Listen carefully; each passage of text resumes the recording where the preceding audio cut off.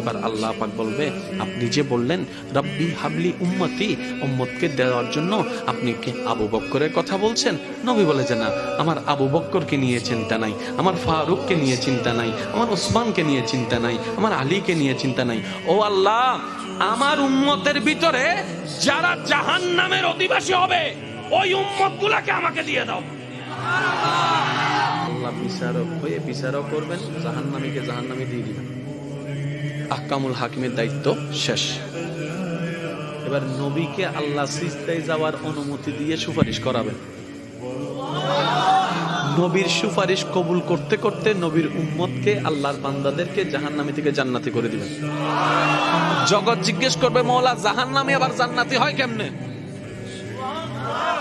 Fail কখনো pass হয় না, পাস কখনো ফেল হয় না। কথা বলেন না। দিন কখনো রাত হয়